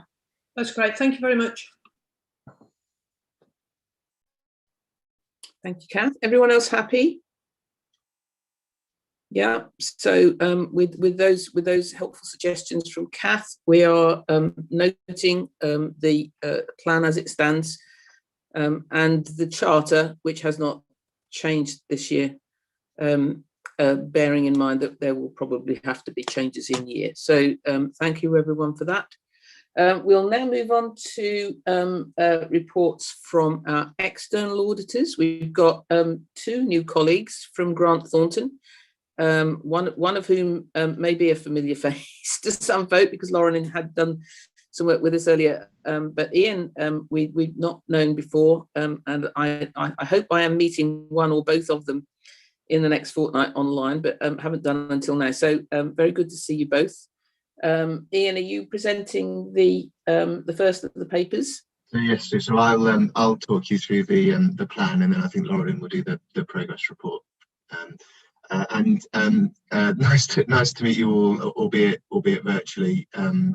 Just a very brief introduction. So I'm Ian Murray. I'm a director within the Grant Thornton Public Service team, as well as West Midlands Police. I'm also the key audit partner for a number of other police bodies in our national practice. So really looking forward to working with you all, and hopefully at some point in the not too distant future being able to meet you all face to face rather than through Zoom and other virtual means. So the item we've got on the agenda first this morning is our plan for the 2021 financial year, so the year that's due to end in about 6 days' time. There are a few differences this year that I just want to talk the committee through, but actually I think much of this will be familiar to those members who've been on the committee for a little while. I think. So if I focus on the differences, and then happy to take any questions. So I think the first one to just briefly touch on is on page 8 of our report. In the past, I'm sure the committee will have seen us setting out the sort of the 2 presumed risks of surrounding fraud, which are in every audit because they're driven by professional standards, and that's around revenue recognition and management override of controls. Some changes to auditor guidance means that we've got a new practice note 10, and so we've set those considerations out there, and these are considerations that are specific to public sector organisations, and the rationale being that actually in a commercial or private sector setting, it may be that you would generate a particular financial outcome through misrecognising your income, but actually in a public sector setting, if you were so minded to do that, actually it would be expenditure that would be more susceptible to that kind of manipulation. So we set out the consideration there, but actually because of the way that the police forces and West Midlands Police in particular operate, we don't actually see that as a significant risk. So it's there for information, but not actually resulting in additional risks. On page 9, I suspect these are very familiar to you. So looking at the sort of the 2 key areas of estimation, uncertainty in the balance sheet, and again then flagging those as the significant risks, which we'll focus our audit on this year. The other thing I wanted to to quickly touch on were some changes for us in terms of auditing standards, as well as the new practice note 10. We've got a new standard on accounting estimates and the associated disclosures. And the big change here actually is about understanding how management put together their estimates. It's a bit more work up front, but there are also some increased reporting requirements for us. So that will be something which, when we come to our reporting later in the piece, will be a bigger feature of what we share with you. And then finally, really, I think in terms of sort of changes in approach, the value for money conclusion is slightly different this year from what you may have seen in the past. I don't know whether Alex and Emily will have flagged this to you previously. I'm sure they will have done. So we've got a new National Audit Office Code of Practice, and the big changes around how we carry out the value for money work. And we've set these out on pages 15 and 16. Broadly speaking, rather than focusing on specific areas of risk, it's a much more broadly scoped piece of work, and we'll be providing what's called an auditor's annual report, which will comment on the three key areas, which are governance, financial sustainability, and arrangements for supporting economy efficiency and effectiveness. At this stage, we haven't identified what the guidance calls any risks of significant value for money weakness. But on page 16, we have set out in the bullets there in the bottom left-hand side what we're referring to, I think, as key areas of focus. So things we think it would be remiss of us not to consider and reflect back through the work that we're doing because of what's been going on for both bodies, and I think just for the country in general over the last 12 months.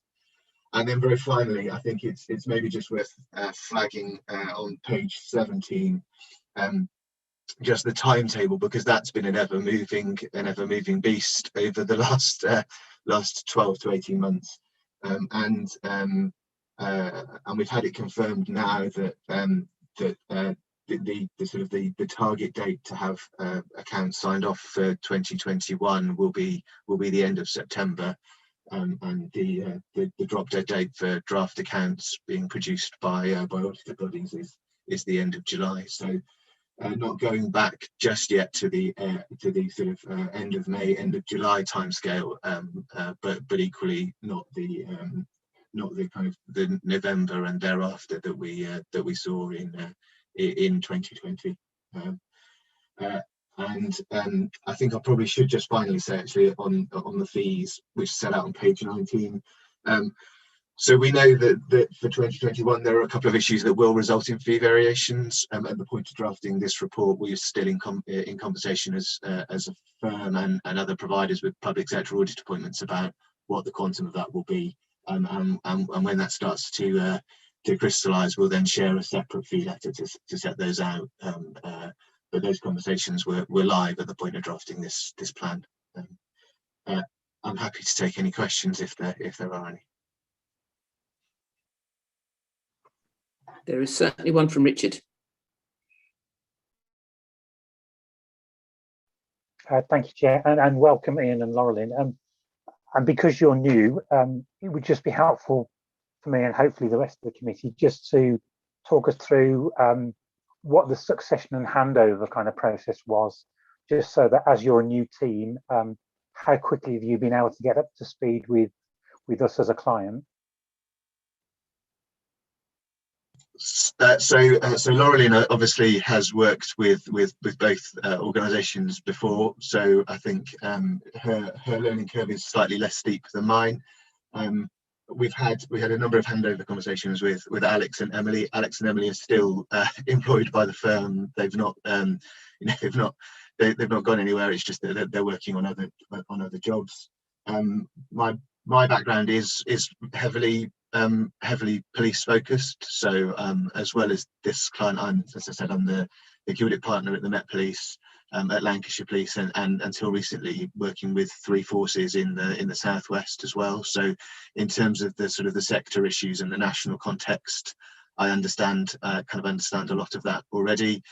we've had an opportunity to meet with Mark and with Neil, and we've got other meetings in the diary as part of that kind of getting to know you process. So we've had a fairly extensive handover.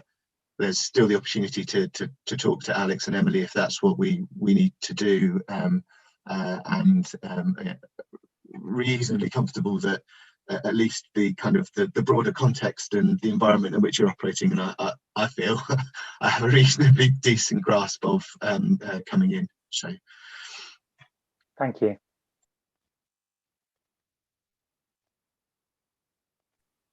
Okay, I can't see that anybody else is wanting to come in at this point. So thank you for that, Ian. And shall we move on to the progress report and the sector update?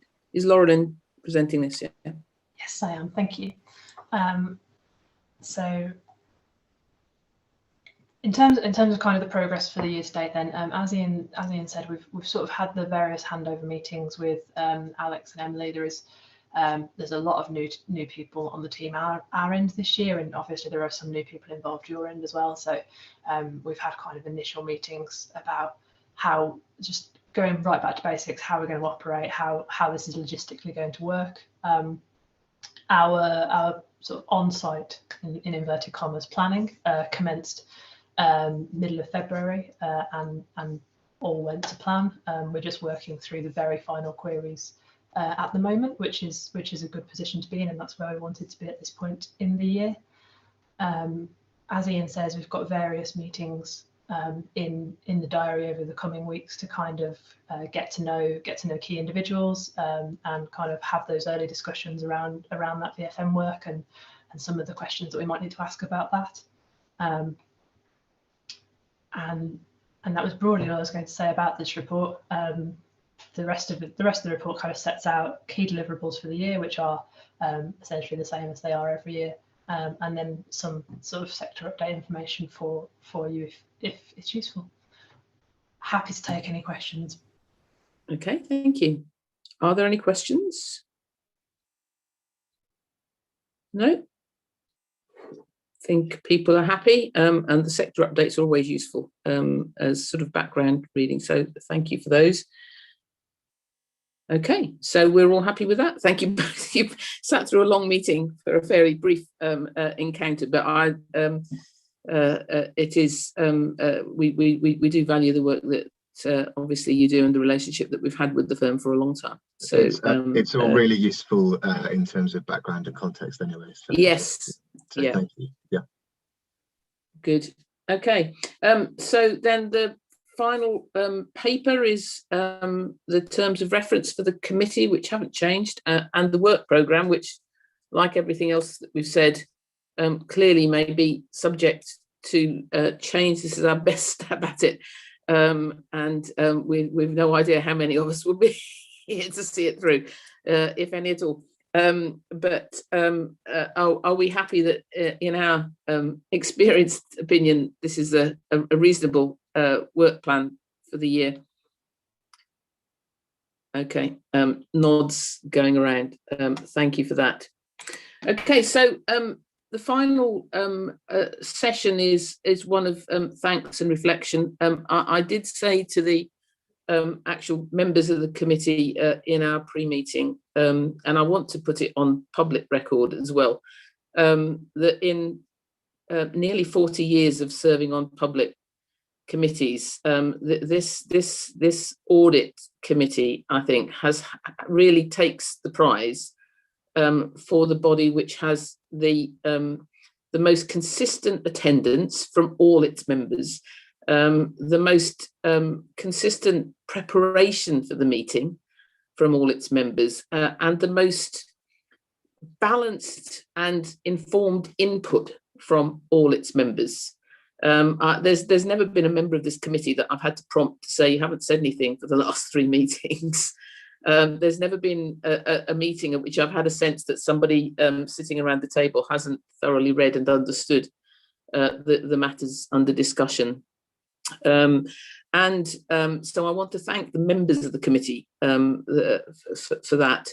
But also, as my term of office has gone on, we really have seen very positive responses from both the Commissioner's Office and from the Force, of a real openness to not simply our work, but the work of audit in all its forms. And I really have a sense of the organisation as a whole and in all most of its parts, understanding what the value of an audit can be and wanting to know where am I not doing quite as well as I could, and where can I make improvements. So I want to put that on record, and I hope I will have an opportunity to make those points to whoever succeeds David as Commissioner, but certainly the leadership of both the Commissioners I've served and both the Chief Constables I've served in this role, has been crucial in ensuring that that's the culture of the organisation. So I want to put on record my thanks, and then given that all of the members of the committee their service is subject to the will of a PCC and what the new commissioner will want to do in terms of governance, and but one knows that there will be an audit committee in some form. Just whether there were any key points of advice that we might want to put on record, either in terms of how they're inducted or what we found has been useful in our operation, so that there's a degree of continuity, one hopes, in terms of the forward operation of the committee. Grinder's got his hand up. Grinder. Thank you, Chair. I mean, I think so. I've served on the committee for the duration of the current Police and Crime Commissioner's term. And I think that I counted it for the purpose of the Police and Crime Board when we did the report and the term report last week, and I'll make it 20 meetings of the Joint Audit Committee over that period of time. I also want to put on record my thanks to yourself, Sue, in particular, for the way you chaired the meeting and made them very accessible, and taken up things outside meetings as well as within the meeting with the relevant officials, and I certainly feel that this committee has made had a real impact and made a real change over that period of time. I think the model we operate of 3 board members appointed by the Police and Crime Commissioner plus an independent chair and independent vice chair is quite a strong model. And when you have people who have an interest in the field, who have some expertise, particularly in terms of yourself, chair and the vice chair, I think that really adds value. And then tying into the general scrutiny work and oversight work which the board members do in relation to our board activity, I think really strengthens the work that we do. I also want to, I think the other big ingredient in all this is the approach of the officers and the staff, both within the Office of the Police and Crime Commissioner, but also within the West Midlands Police, and their approach over the years. We've had senior people in both organisations attend the meeting. We've had, we certainly had Jonathan as the Chief Executive of the Office of Police and Crime Commissioner, and the Deputy Chief Constable Vanessa Jardine currently, and a predecessor attending the meetings on a regular basis, plus also Mark Kenyon and other officials when we needed from both offices, and that's been really helpful. I think that is a big ingredient, and the approach that and the respect they give to the meeting, to our deliberations, and answering the questions, and our scrutiny, and our sometimes searching questions, sometimes pointed questions, is been really helpful. I think that approach, to me, certainly shows that the model we have really adds value and provides the best value for the people of the West Midlands. Thank you, Corinda. Jonathan. Thank you, Chair, and thank you for those kind words at the start of the item. Makes me wish we weren't in the pre-election period so we could publish them. But there we are. Anyway, so thank you to you, Sue, for your services, Chair, on behalf of the Police and Crime Commissioner. You've brought a great degree of diligence to it, and also to Richard as well, supporting as independent members and exercising that. What I know is in some senses an orthodox model, of there being a blend of people who have a broader non-exec role almost in the governance function into the joint audit work, and I think there has been value to that, in that we have been able to blend both the autonomy and independence of the joint audit function with the skills and knowledge that comes with some of the joint audit members having broader roles in the governance function more widely. And I think it has, over the last few years, in the time of your chairing, there are a number of case studies of where the work of the committee has supported improvements in value for money, improvements in performance, and from the perspective of the Police and Crime Commissioner and my role, supported very clearly the holding to account function, enabled the PCC to take an informed approach to holding to account on some really sensitive, difficult and complex issues. And I'm also grateful to you personally for the work that you've done supporting the OPCC in some difficult moments that we've had where we've had issues that we've had to work our way through. So that's been very important. Your question about what do we take forward into the future, if I might offer a personal reflection, is, and I kind of speak with caution, and Lynn kind of bear with me on this, is that I think one of the key reasons why the committee has been effective, and why we can point to a number of reasons where places and instances of where the committee's work has added a lot of value, is because it is supported by an internal audit function that is internal. That there is an instinct, I think, or can be an instinct to think, okay, this is something that can be done can be subcontracted out or can be done in different ways. Whereas having a team that is deeply knowledgeable about policing and has that degree of trust and insight with the organisations that it is auditing, means that you can quite comfortably hear Lynn say, we've looked at the use of, I don't know, something like covert funds during covert investigations, and are assured, and you know that this is a group of people who know what they're talking about, and that level of assurance can be taken with a great deal of credibility. That insight that comes from being integral to the two organisations, independent from them to a very large extent, but built in, I think gives it a degree of knowledge, a degree of a kind of authority, a degree of capability that would be hard to replicate by other means. And I'm very much of the view that my recommendation to the new PCC will be that we continue with that model.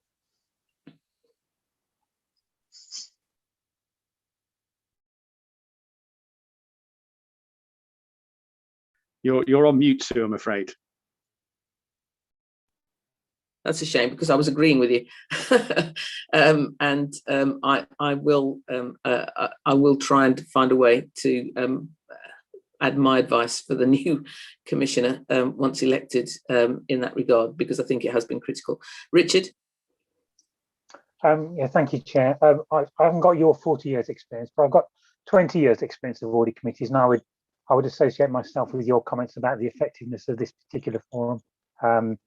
And also with Jonathan's remarks about the in-house team. I've seen all sorts of models, and that team that's embedded into the culture and fabric of an organisation does give something different and value added, in my experience. In terms of taking stuff forward, I'm just about 12 months into this role, so I'm very much the newbie, and I've not actually had a physical meeting with any of you. And I may not have a physical meeting with some of you, depending on how things turn out. But I think one of the takeaways for me, having done lots of this work in the last 12 months with other clients that I have, is that the technology works, and we've kind of learnt new ways of working. And I'm still grappling with what we distill that down into, and how we take what's good about that into the different way of working when we get back to something like normal. But I think it doesn't replicate the richness of communication that you have in a physical meeting. Yeah. Kath? Thank you, Chair. Not really wanting to be left out of the conversation here, just to say thank you for your leadership and your guidance. The structure we had when we first started is very much different now and very much more effective.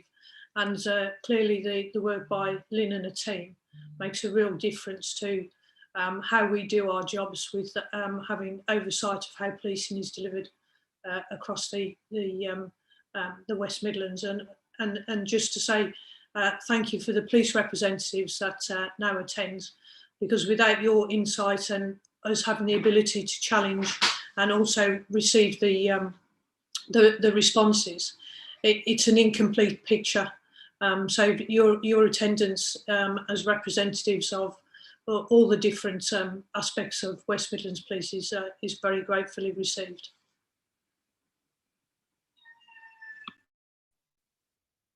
Thank you very much, Kath. Gurinder, is your hand up from last time, or you thought of something else to add? Or something else to add.